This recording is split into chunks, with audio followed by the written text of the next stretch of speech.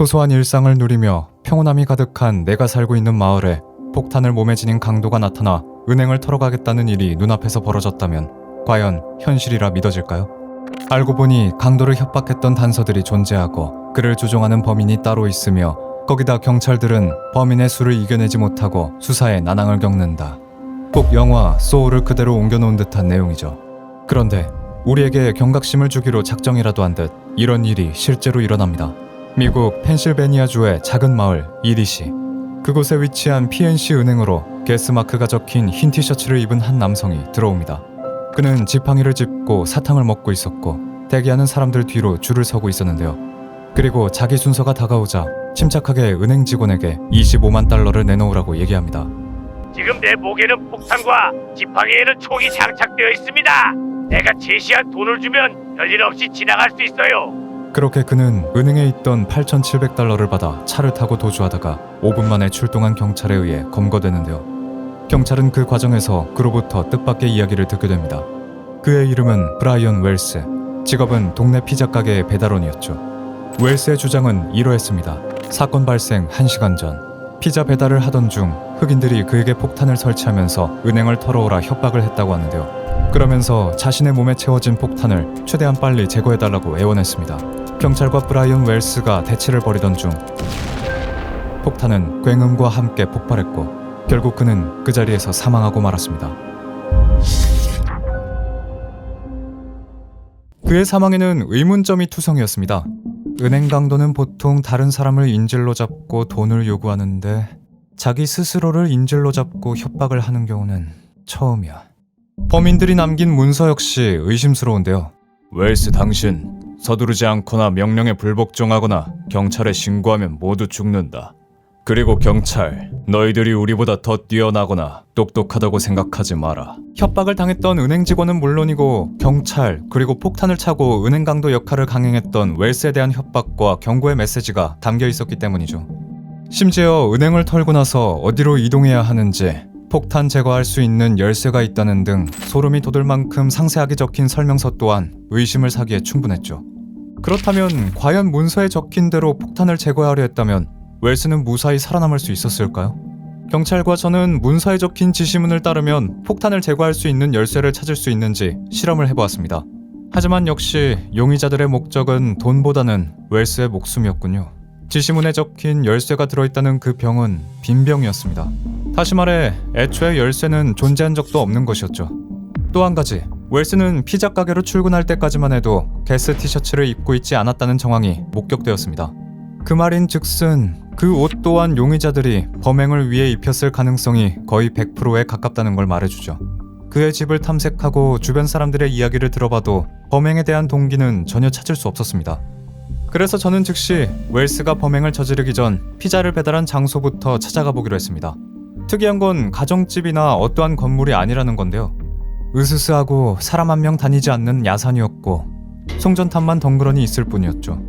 주변을 샅샅이 뒤져 겨우 찾아낸 인근에 사는 주민들을 조사했는데요. 하지만 역시나 범행과는 전혀 무관한 사람들이었습니다. 그로부터 한 달 남짓 지난 시점이었을까요? 경찰에 또 다른 살인사건이 접수되었습니다.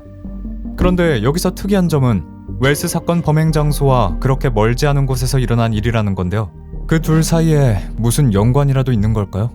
두 번째 사건에 대해 맨 처음 경찰에 신고한 사람은 자신을 빌 로스틴이라고 소개했는데요. 그의 진술은 이러했습니다. 자신의 친구인 마저리가 남자친구를 살해하고 시신의 처리를 자신에게 부탁했다는 것. 하지만 그는 너무 무서운 나머지 시신의 위치와 함께 이렇게 신고를 하게 된 것이라고 합니다. 그렇게 그는 자신의 오랜 친구이자 옛 연인이기도 한 마저리 딜 암스트롱에 대해 진술하기 시작했죠. 신고자가 범인이라고 지목한 마저리. 이리시 출신의 그녀는 어렸을 때부터 출중한 미모와 똑똑한 머리로 유명했답니다. 하지만 그녀는 정신질환을 앓고 있었는데요. 35살에 만난 남자친구를 총으로 쏴 살해했지만 정당방위로 풀려납니다. 정신질환이 있다는 이유로 살인죄에서 풀려나다뇨. 이해할 수 없는 판결이 아닐 수 없습니다. 심지어 그녀는 조사를 받으면서도 마치 이 사건이 재미라도 있다는 듯 박장대소를 터뜨렸다는데요. 자신이 잘 빠져나와서 남자를 쏘고도 잡히지 않았다며 당당히 얘기합니다. 상당수의 범죄자와 비교를 해도 정신 나간 모습처럼 보이죠. 이후 결혼한 남편이 뇌출혈로 사망하게 되는데 남편의 사망 원인이 병원의 과실이라며 병원을 고발해서 합의금을 챙긴 일도 있었다고 합니다. 이러한 과거들을 조사하다 보니 절대 그냥 넘어갈 수 없는 공통점을 발견하게 되었는데요. 그건 바로 빌을 제외한 마저리의 남자들은 모두 사망했다는 소름 돋는 사실입니다. 그런데 빌의 진술로 인해 마저리가 살인 용의자로 형을 선고받을 위기에 놓이자 이번엔 마저리가 빌이 피자 배달원 살인 사건의 주범이라고 폭로하는데요. 그녀는 빌이 유산 문제로 가족과 늘 갈등 관계에 있었다며 은행 털이를 계획하고 있었다는 사실을 미리 알고 있었다고 진술합니다. 25만 달러라. 웰스가 은행에 요구한 금액과 같은데 아무래도 그 사건과 연루되어 있는 게 분명해. 하지만 빌은 거짓말 탐지기도 자연스럽게 통과하면서 범행에 대해 전혀 모른다고 일관된 진술을 이어갔죠. 오히려 자신이 마저리를 도우려 했던 과정을 매우 상세하게 설명하는데요. 그 과정에서 발견된 것이 하나 있습니다. 바로 빌 로스틴의 일기장. 마치 진술 직전 급하게 위조된 것처럼 보이는데요. 그 일기장에서 웰스의 이름이 발견되고 말았습니다. 범행에 대해 전혀 알지 못한다던 빌의 일기장에 어떻게 웰스의 이름이 적혀 있는 걸까요? 빌은 경찰이 마저리 사건과 웰스와 연관지어서 괜히 시간 낭비하지 말고 빨리 사건을 해결하기 바랐기 때문이라고 얘기하는데요. 이게 뭔 말이야? 믿거나 말거나인 그의 변명. 더 자세한 빌의 진술을 받아내기 위해 사건을 조사하던 기자가 그의 집으로 찾아갔지만 그는 끝까지 인터뷰를 거부했습니다. 결국 기자는 그의 집 사진 한 장만을 건진 채 발걸음을 돌렸는데요. 저는 그 사진을 보고 놀라지 않을 수 없었습니다. 빌의 집 앞에 주차된 파란색 밴은 웰스 사망 현장에 있던 차량과 동일했기 때문이죠. 진술과 단서들이 계속해서 범인이 누군지 말해주고 있는 것 같은데요. 하지만 명백하게 빌이 용의자라는 증거는 찾을 수 없었고 진실이 밝혀지기도 전에 빌은 림프종으로 세상을 떠나게 됩니다. 그렇게 계속해서 주변 인물을 조사하던 중 사건 발생 2년 만에 제시카 훅식이라는 인물을 찾아내게 되는데요. 알고 보니 그녀는 웰스의 집에서 발견된 지역 매춘부 연락처 중 하나였고 그와 연락이 유독 잦았던 인물이었죠. 제시카는 처음에 진술을 거부했지만 경찰의 강도 높은 압박을 이기지 못하고 그녀는 결국 입을 열었습니다.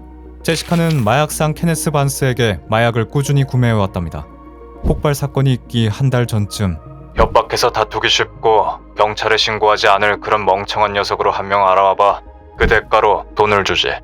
용의자들은 제시카에게 사람 한 명을 구해오면 돈을 주겠다고 제의를 했고 약에 취해 있던 제시카는 웰스를 그들 손에 넘기게 된 겁니다. 그러면서 제시카는 반스의 집에서 용의자들을 본 적이 있지만 범행에 대한 건 전혀 아는 바가 없다고 주장했습니다.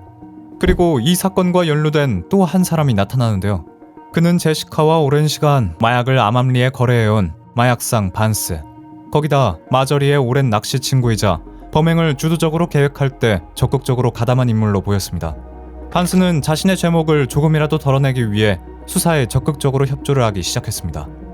마저리가 범인입니다. 그녀는 어머니께 받은 유산을 PNC 은행에 맡겼지만 은행에서 마저리의 동의 없이 아버지에게 유산을 넘겼어요.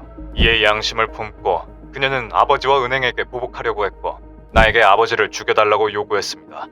그에 따른 대가를 요구했더니 그녀는 은행을 털기로 결심한 겁니다. 화가 난 마저리가 은행과 아버지를 상대로 범행을 저지르려고 했다는 확실한 진술이 나왔습니다. 폭발 사건 하루 전 빌의 집으로 용의자들과 웰스가 모여들었다고 합니다. 마저리, 그녀의 오랜 친구인 빌과 반스, 그들의 협박에 끌려온 제시카까지 말이죠. 은행 털이 범행을 작당하기 위해서였는데요. 제임스도 오기로 했는데 왜 아직도 모습을 드러내지 않는 거야? 이때 마저리의 남자친구 제임스도 오기로 했지만 그의 모습이 보이지 않자 그녀는 제임스가 감기에 걸려 알아누웠기 때문에 못 올 거라고 얘기합니다. 용의자들은 웰스에게 은행을 털어와 준다면 제시카가 마약으로 진 빚을 없애주겠다고 공범의 길로 유혹했죠. 경찰에게 붙잡히게 되면 흑인들에게 협박을 당한 거라고 말해. 만약 우리가 한 짓이라고 한다면 그래도 폭탄은 터져. 경찰에게 잡혔을 때의 내용까지 아주 친절히도 얘기해주는군요. 그가 어떤 이유로 그 자리에 있었는지는 밝히지 않았습니다. 원래 웰스에게 진짜 폭탄을 설치할 계획이 아니었습니다. 하지만 당일 마저리가 진짜 폭탄을 그의 몸에 설치했어요. 그렇게 겁에 질린 채 은행으로 향하는 웰스. 그런 그를 마저리와 반스는 파란색 밴을 타고 은행 맞은편에서 지켜보고 있었습니다. 그리고 범행을 함께했던 또 다른 인물 제임스는 끝까지 나타나지 않았는데요. 알고 보니 범행을 반대했다는 이유로 마저리가 남자친구 제임스 로든도 죽인 것이었습니다. 그래서 모두가 모이는 자리에 그는 오지 못했다고 둘러댄 거죠. 그 시신을 빌에게 처리해달라고 부탁했고 그는 마저리를 공경에 빠뜨리기엔 미안해서 그 부탁을 들어줬습니다. 급한 대로 빌은 자신의 집 차고 냉동고에 시신을 넣어뒀고 이후 완전히 시신을 없애라는 그녀의 요구가 이어졌죠. 하지만 이는 너무나도 중대하고 큰 범죄라고 생각했기 때문에 결국 빌은 경찰에 자백한 것이었습니다. 자신의 집으로 가면 그녀가 있을 거라면서요. 그러나 두 사람의 신빙성 있는 진술에도 마저리는 자신은 이 사건에는 죄가 없다고 주장을 절대로 굽히지 않았던 것이죠. 2007년 웰스 폭탄 사건이 발생한 지 4년이 지난 시점, 검찰은 마저리와 반스를 웰스 살인 혐의로 기소했지만 결정적인 증거를 찾지 못해서 실제로 혐의를 적용하진 못했습니다. 경찰이 폭탄을 누가 만들었는지, 폭탄 부품은 어디서 구했는지 상세하게 조사했지만 이렇다 할 근거는 찾지 못했죠. 거기다 웰스에게 폭탄을 설치했다고 명백히 보여주는 증거 역시 부족한 탓이었는데요. 하지만 얼마의 시간이 흐른 뒤 2011년 마저리는 웰스 살해에 가담하고 거기다 제임스까지 죽인 죄목으로 종신형에 30년형을 추가로 선고받게 됐는데요. 반스 역시 그녀와 같은 이유로 45년형을 선고받습니다. 끝내 도로변에 설치된 CCTV에 파란색 벤에 타고 있는 두 사람이 포착되었고 웰스를 포획할 때 사용된 밧줄에서 두 사람의 지문이 검출되었기 때문이죠. 마저리는 수감 생활을 하던 중에 유방암 진단을 받고 2017년 교도소에서 불행히 삶을 마감하게 되는데요. 빌이 림프종으로 세상을 떠난 것처럼 말이죠.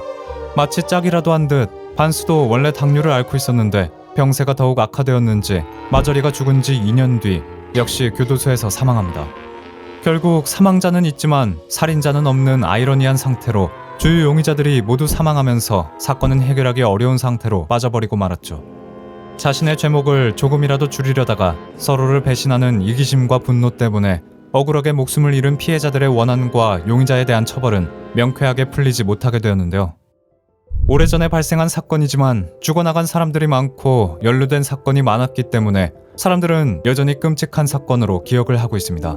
2005년 개봉한 영화 소우 실사판이라고, 어쩌면 영화보다 더 영화 같은 참변이라고 아직도 입을 모을 정도니까요. 전 세계가 경악할 만한 이러한 범죄와 죽음은 앞으로도 살아가면서 마주하지 않았으면 하는 바람입니다.